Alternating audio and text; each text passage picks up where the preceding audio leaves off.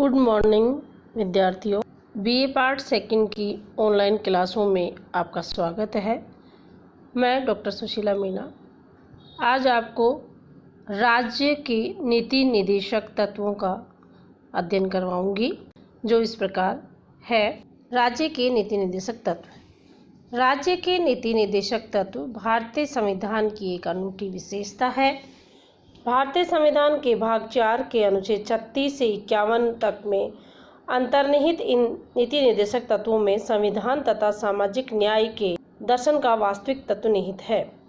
Ireland के संविधान से अभिप्रेत होकर लिए गए इन निर्देशक तत्वों में उन उद्देश्यों और लक्ष्यों को घोषित किया गया है जिनका पालन करना राज्य का दायित्व है। संविधान निर्माताओं का लक्ष्य भारत में लोक कल्याणकारी राज्य की स्थापना था और इसलिए उन्होंने नीति निर्देशक तत्वों में ऐसी बातों का समावेश किया जिन्हें कार्य रूप में परिणत किए जाने पर एक लोक कल्याणकारी राज्य की स्थापना संभव हो सकती है। नीति निर्देशक तत्वों का अर्थ और स्वरूप। निर्देशक तत्व हमारे राज्य के सम्मुख एक आदर्श प्रस्तुत करते हैं जिनके द्वारा देश के नागरिकों का सामाजिक, आर्थिक और नैतिक उत्थान हो सकता है। संविधान की प्रस्तावना द्वारा भारत के नागरिकों को समानता, स्वतंत्रता एवं न्याय प्रदान कराने का लक्ष्य इन आदेशों को क्रियान्वित किए जाने पर ही पूर्ण हो सकता है। ये निर्देशक तत्व एक प्रकार से राज्य के लिए नैतिकता के सूत्र है तथा देश में स्वस्थ एवं वास्तविक प्रजातंत्र की स्थापना की दिशा में प्रेरणा देने वाले हैं। अमरनंदी के अनुसार नीति निर्देशक तत्व ऐसे आदेश के रूप में हैं जो संविधान द्वारा राज्य को दिए गए हैं। एल.जी. खेड़ेकर के अनुसार नीति निर्देशक सिद्धांत वह सिद्धांत है जिनकी क्रियान्विति का प्रयत्न शासन को करना है। निर्देशक सिद्धांत संवैधानिक प्रावधान, अर्थात भारतीय संविधान में निर्देशक तत्वों को लेकर क्या प्रावधान है। अनुच्छेद 36 से 51 में निर्देशक तत्वों का प्रावधान किया गया है। भारतीय संविधान के अनुच्छेद 36 में राज्य की परिभाषा दी गई है। राज्य के अंतर्गत भारत की सरकार और संसद तथा प्रत्येक राज्य की सरकार और संसद तथा प्रत्येक राज्य की सरकार और विधानमंडल तथा भारत के राज्य क्षेत्र के भीतर अथवा भारत सरकार के नियंत्रण के अधीन समस्त स्थानीय व अन्य प्राधिकारी शामिल है। अनुच्छेद 37 निर्देशक तत्व न्यायालय द्वारा परिवर्तित न होने पर भी देश के शासन में मूलभूत है तथा विधि बनाने में इन तत्वों को लागू करना राज्य का दायित्व है। अनुच्छेद 38 राज्य लोक कल्याण की उन्नति के लिए सामाजिक व्यवस्था बनाएगा। 44वें संविधान संशोधन 1978 के अनुसार अनुच्छेद 38 में नया खंड 2 जोड़कर नया निर्देशक तत्व जोड़ा गया जो उपबंधित करता है कि राज्य की विशिष्टता, आय की असमानता को कम करने का प्रयास किया जाएगा। राज्य पद, सुविधाओं एवं अवसरों के संबंध में केवल व्यक्तियों में ही नहीं वरना विभिन्न क्षेत्रों में निवास करने वाले एवं विभिन्न व्यापार में लगे सभी वर्गों के लोगों में आय की असमानता को दूर करेगा। अनुच्छेद 39 राज्य द्वारा अनुसरणीय में कुछ नीति निर्देशक तत्व राज्य अपनी नीति का विशेषतः इस प्रकार संचालन करेगा कि सुनिश्चित रूप से समान रूप से नर और नारी सभी नागरिकों को जीविका के पर्याप्त साधन प्राप्त करने का अवसर हो। समुदाय की भौतिक उन्नति का स्वामित्व और नियंत्रण इस प्रकार बांटा हो जिससे सामूहिक हित का सर्वोत्तम रूप से साधन हो। आर्थिक व्यवस्था इस प्रकार चले जिससे धन और उत्पादन साधनों का सर्वसाधारण के लिए अहितकारी संकेंद्रण न हो। पुरुष और स्त्री दोनों को समान कार्यों के लिए समान वेतन प्राप्त हो। श्रमिक पुरुषों और स्त्रियों का स्वास्थ्य और शक्ति, बालकों की सुकुमार अवस्था का दुरुपयोग न हो, अर्थात आर्थिक आवश्यकता से विवश होकर नागरिक को ऐसे रोजगार में न जाना पड़े जो उनकी आयु और शक्ति के अनुकूल न हो। बालकों को स्वतंत्र एवं गरिमामय वातावरण में स्वस्थ विकास के अवसर और सुविधाएं दी जाए और शैशव और किशोरावस्था का शोषण से, नैतिक और आर्थिक परित्याग से संरक्षण हो। अनुच्छेद 39 के समान न्याय और निःशुल्क विधिक सहायता। राज्य सुनिश्चित करेगा कि विधिक तंत्र इस प्रकार काम करे कि समान अवसर के आधार पर न्याय सुलभ हो और वह विशिष्टता ये सुनिश्चित करने के लिए कि आर्थिक या किसी अन्य निर्योग्यता के कारण कोई नागरिक न्याय प्राप्त करने से वंचित न रह जाए। उपयुक्त प्रक्रिया द्वारा किसी अन्य रीति से निःशुल्क विधिक सहायता की व्यवस्था करेगा। अनुच्छेद 40 ग्राम पंचायतों का संगठन। राज्य ग्राम पंचायतों का संगठन करने के लिए कदम उठाएगा और उन्हें ऐसी शक्तियां और प्राधिकार प्रदान करेगा जो उन्हें स्वायत्त शासन की इकाइयों के रूप में कार्य करने के योग्य बनाने के लिए आवश्यक हो।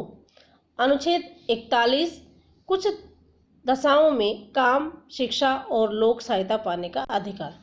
राज्य अपनी आर्थिक सामर्थ्य और विकास की सीमाओं के भीतर काम कर पाने वाले, शिक्षा पाने वाले, बेकारी, बुढ़ापा, बीमारी और अंगहीन तथा अन्य अभाव की दशाओं में सार्वजनिक सहायता पाने के अधिकार को प्राप्त करने का कार्य साधक उपलब्ध कराएगा। अनुच्छेद 42 काम की न्याय संगत और मनोवांछित दशाओं तथा प्रसूति सहायता पाने का अधिकार। राज्य काम की यथोचित और मानवोचित दशाओं को सुनिश्चित करने के लिए प्रसूति सहायता के उपबंध करेगा।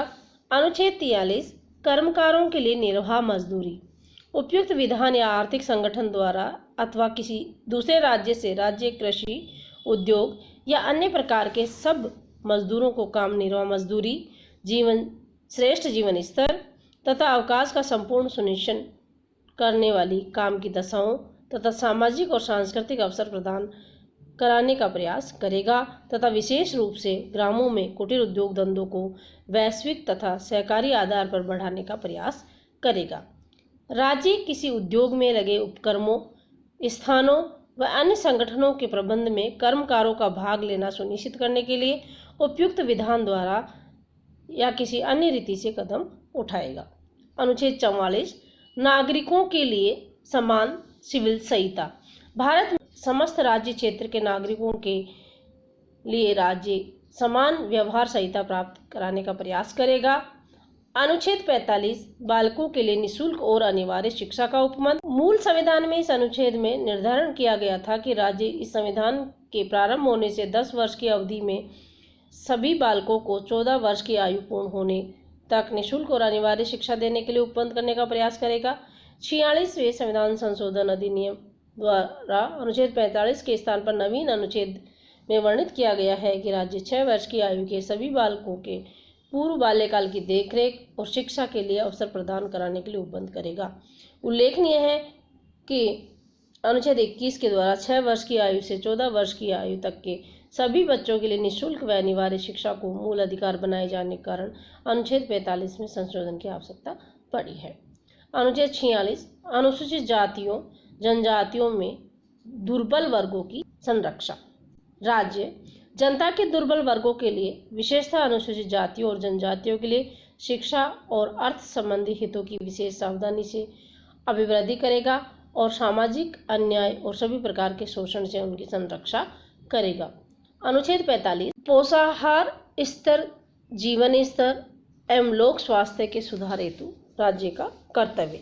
राज्य अपने लोगों के पोषाहार स्तर और जीवन स्तर को ऊंचा करने के और लोक स्वास्थ्य के सुधार को अपने प्राथमिक कर्तव्य में मानेगा तथा विशेषतः मादक पदार्थों और स्वास्थ्य के लिए हानिकारक औषधीय प्रयोजनों के अतिरिक्त उपभोग का प्रतिषेध करने का प्रयास करेगा।